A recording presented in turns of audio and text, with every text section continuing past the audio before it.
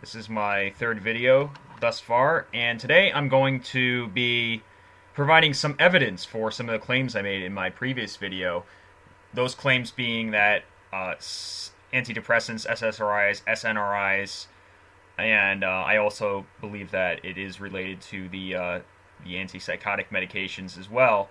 These drugs potentially cause nerve damage, and the withdrawal effects, quote unquote, that I've experienced for the last 3.5 years are likely consistent with this hypothesis. Now, that's a scary hypothesis, and when I propose this hypothesis on internet forums, I immediately get backlash from the moderators and from the members saying, oh my god, if it's nerve damage, I can't live with myself. Oh my god, this is terrible. How could I have done this to myself? You know, like, really, people are legitimately scared, and I don't blame them. That's going in for a standard, quote unquote, safe treatment, only to find out that you may have just given yourself brain and nerve damage is a very frightening proposition. But it's an important point to make because if we don't understand what is causing the symptoms we're experiencing, we are prone to exacerbating the pre-existing nerve damage. And that's exactly what happened to me when I had taken SSRIs. When I had taken Cymbalta and then I tried to bridge onto Prozac in order to manage the withdrawals. What I did was I actually exacerbated the damage that Cymbalta had caused. And if I had known at the time, if my doctor had said, okay, listen, look, okay, I screwed up. I didn't warn you that these drugs could sometimes cause nerve damage in some people. I made a mistake. We're at this point, I'm really sorry. You know, I know this is going to be a big disruption in your life, but it's probably best to just stay away from all central nervous system acting drugs at this point, because we don't really know how, you know, once you have this effect, it could potentially be made worse by introducing other substances into your body. And you also you might want to be careful about, you know, going to other doctors and taking other medications, because from now on you may be hypersensitive to medications. You know, if he had come and said something like that to me, I would have probably been taken aback and aghast and been furious. However, it would have saved me a great deal of pain and suffering in the future, because I wouldn't have exposed my body to things that I thought might help, because I didn't know this was actually a nerve damage, to be honest. I was hoping maybe it would be just typical downregulation. All I got to do is just wait and things will get better, which is typically what happens if someone's addicted to something like Oxycontin, right? They take the drugs for a while, they get heavily addicted, increase their tolerance, and then stop when their life gets out of control, right? And they go through a long period of withdrawal. But if they can endure that period of withdrawal successfully, they are able to then just, you know, resume their normal life. If they were a lawyer, they'd take a 6-month leave of absence and return back to normal. So I was hoping that's what was going on with me, but in the meantime, I was self-medicating with various recreational substances and supplements, which all basically just made things worse. They did not have the original effect, and B, so they didn't even have the intended effect of, let's say I took like something called valerian root, which is supposed to help you sleep. What it did instead was it just completely devastated my nervous system for like 10 days. I also tried, you know, I asked a psychiatrist I was going to at the time, or a doctor rather, just to kind of, you know, he was monitoring me basically, and that was what I was hoping for. And anyway, he said you might want to try, bipolar medication, quote unquote. And that's another whole different subject, how these diagnoses are kind of, you know, they're just a lot of hand waving without any substantial diagnostic tests. But anyway, I tried a small dose of, what was it? It was what the heck's the drug's name? I can't even think of it. Lamotrigine, that's it. I started like 12.5 milligrams, and the goal was to go up to see. I took that one dose of that small dose. First of all, it knocked me out, and I went to sleep, and I had a really nice sleep actually. But then when I woke up, I had these like hangover effects, and it was really unpleasant. Okay, so that didn't work. He also tried me on Klonopin. Same thing. Instead of getting sedated and calm, my brain just kind of got numb. I did get sedated, don't get me wrong. I got sedated, but my visual symptoms and a lot of my peripheral nervous system symptoms and my ability to think all like decreased in an unusual fashion. And then it took like weeks for me to get back to baseline, which was not the way that drug was intended to work. Okay, so the point of all this is to basically say that as long as you know what the condition is, at least then you can plan to minimize the collateral damage. So I'm going to show you right now two videos by Dr. David Healy, who I believe is dead on about what this condition really is. Nerve damage and he's going to describe it. It's going to be a couple of minutes, maybe 4 or 5 minute videos, two of them from this one segment, and I think everyone who has suffered from SSRI withdrawal needs to watch these videos. This guy is highly intelligent. He's taking a big leap of faith by saying this stuff at a symposium at Yale University. So this is a credible person at a Yale University. This is one of the best. This is probably in the top 5 best universities on earth. So this is a highly credible person. He is a professor in the UK, and he's a practicing doctor. This guy is highly credible, and he's been studying this stuff for at least 20 years. So he's among the most intelligent people in this field that knows what they're talking about. This isn't just some slacky who's, some guy, some armchair expert on an internet forum who has no formal education and is just kind of, mixing teas and pretending they know what they're talking about. No, this Dr. Healy is a legit doctor. He's been in this area of research for 20 years, and he is, in my opinion, one of the leading experts on this subject, and he articulates what's going on the best. So, all right, I'm going to start that video right now. I hope I'm going to put it in a full screen and start it. Ready? Here it goes. You all know that the antidepressants can cause sexual dysfunction. The first reports of this were from 1961. The thing came to the fore in the 1990s. It was only around 2005 that the first reports, however, appeared about post-SSRI sexual dysfunction. And there have been reports as well about PGAD. If you don't know what that is, Google it and check, okay? But this is the extraordinary thing about this. It was 8 or 9 years before 2005, I had seen the first patients that I saw who had permanent sexual dysfunction following an SSRI. It's extraordinarily common. It's very like the tardive dyskinesia of the antidepressant field. It's one of these things that can appear only after you go off the drug.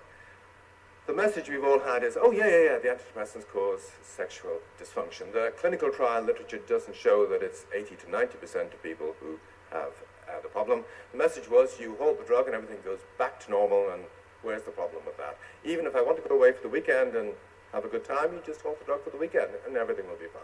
That was the message. It's not true.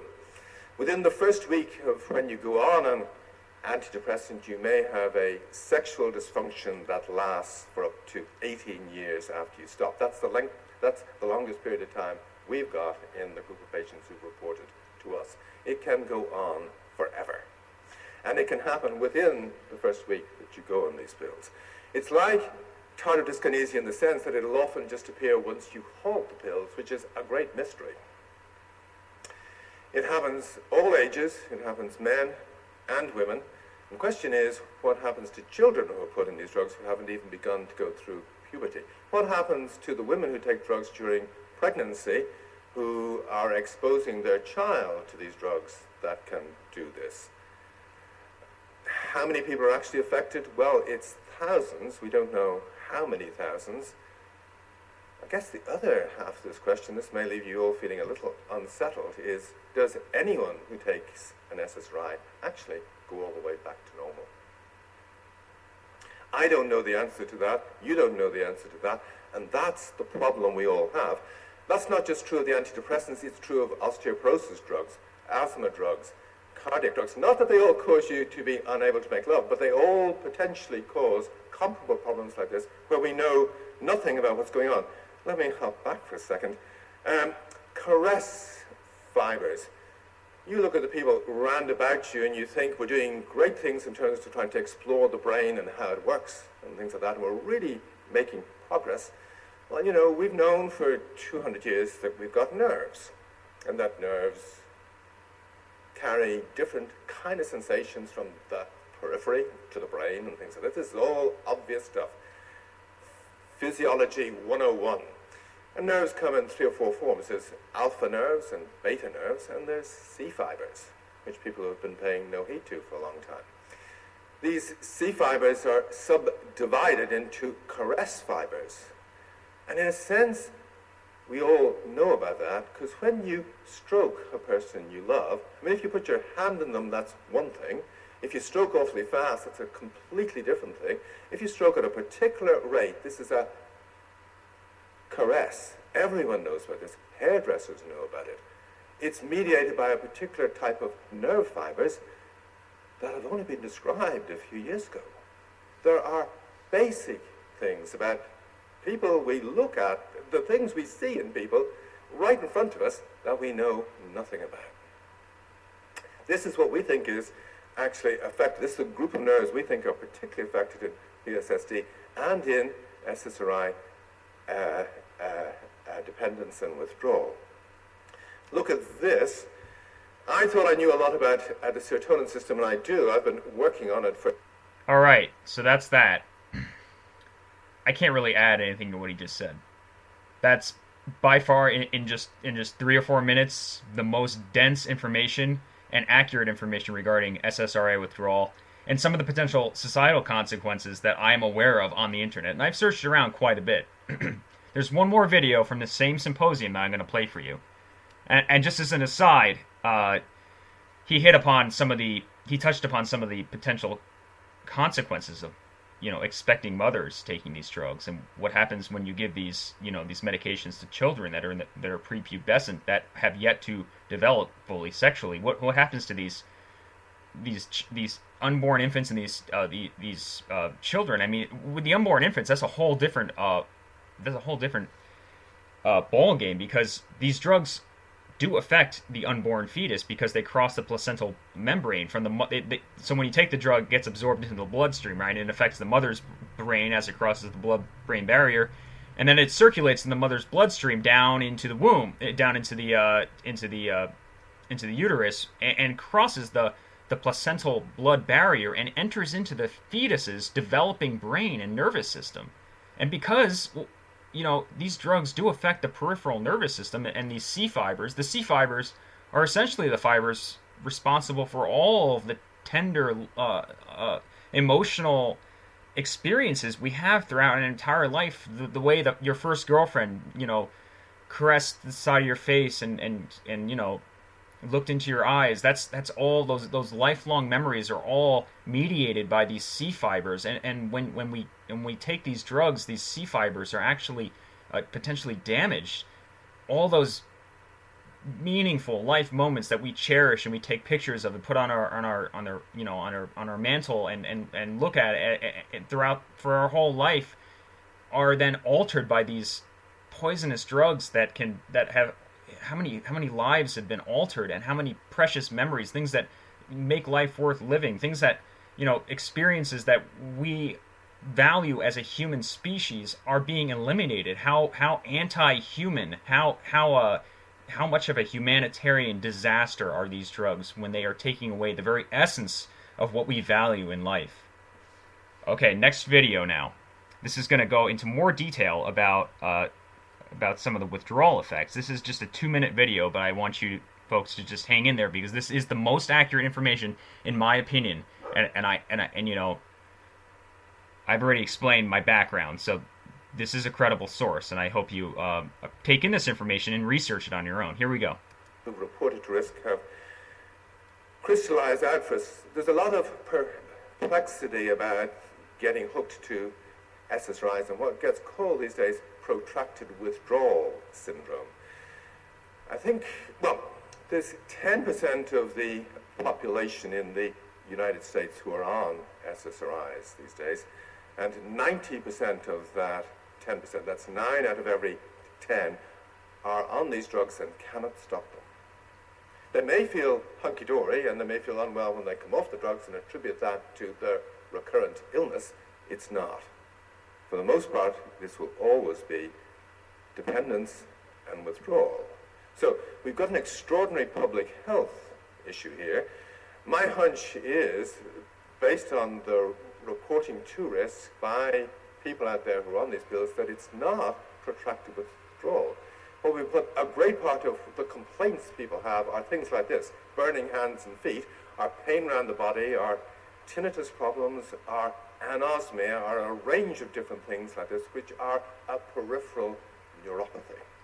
Now, the good news about this is it doesn't seem permanent nerve damage. It does seem reversible, but what we're hoping to do is to create within the next short while a withdrawal forum on risk.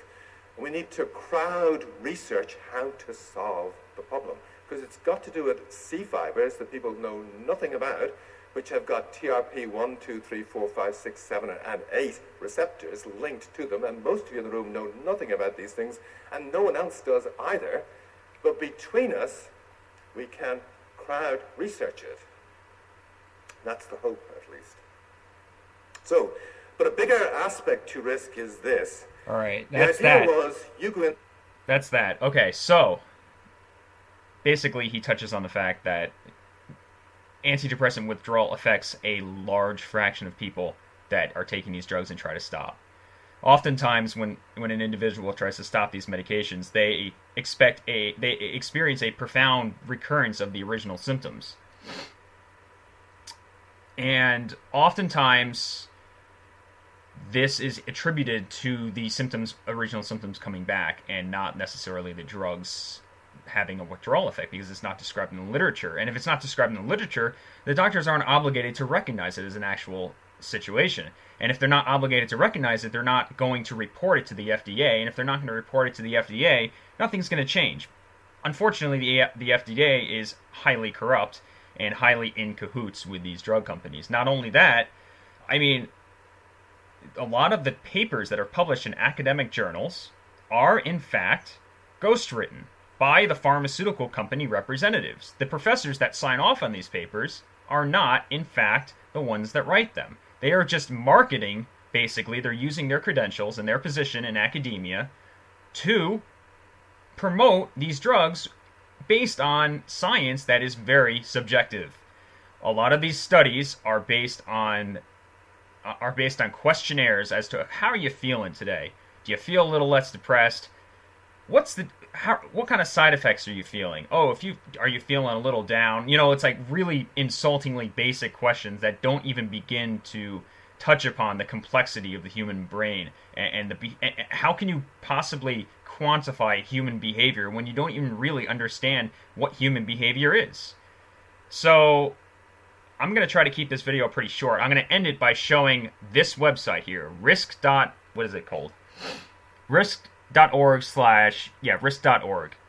And you can look here and it says, if you go to home,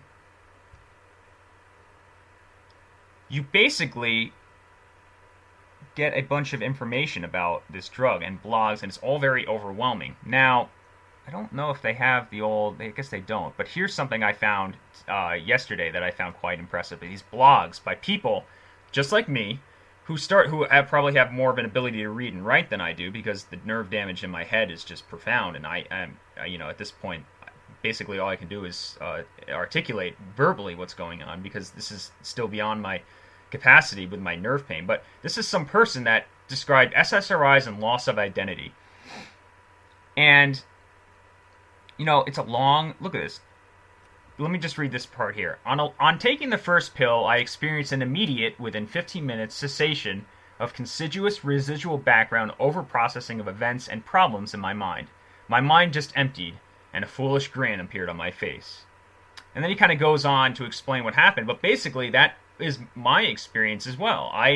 When I took my first Prestige pill, all of a sudden, like, my depression disappeared, all my thoughts and ruminations disappeared, and I just kind of had this happy grin. I looked up in the sky, and everything just looked like kind of magical and wonderful. And ever since that point, I've never been the same.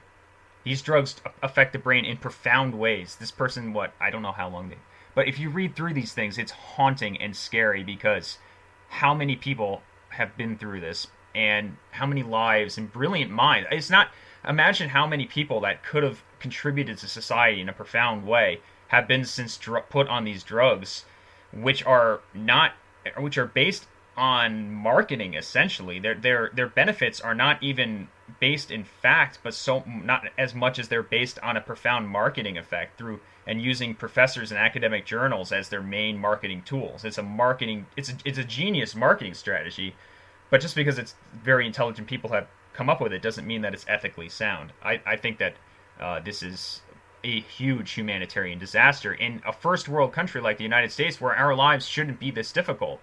This is just making our lives more difficult. And ironically, this SSRI withdrawal affects some of the rich and famous in our society, and some of them don't even realize it. It's an unusual epidemic in that it's affecting not just it's actually not affecting the lower class, because a lot of people, now I'm not trying to get political here, but a lot of people in the lower class can't afford to see the fancy doctors that do all this. There's an aside to that. Some of the people in the lower class end up going to like the foster homes and stuff, where they're just inundated with these drugs. So it's across the spectrum, but it's an unusual epidemic because it's like we have a lot of people with a great deal of influence and resources being affected by this drug. Celebrities, politicians, even. How many politicians are taking these drugs? How many celebrities? A lot of celebrities are taking these drugs. Just go to Hollywood and ask around how many people are taking SSRIs. What about Wall Street? How many people in Wall Street are taking these drugs? A lot. A lot. If you've seen the movie The Big Short, there's a reference to Zoloft in that movie. It's a great movie, by the way. Watch that movie. But Wall Street is inundated with these drugs, and politicians are inundated with these drugs. Celebrities are inundated with these drugs, and middle and upper middle class people are also inundated with these drugs, because we're all sold on the same marketing tactic. If you like these videos, please subscribe and give it a thumb up and leave your comment below and let me know what you'd like to see. And until next time, I hope everyone,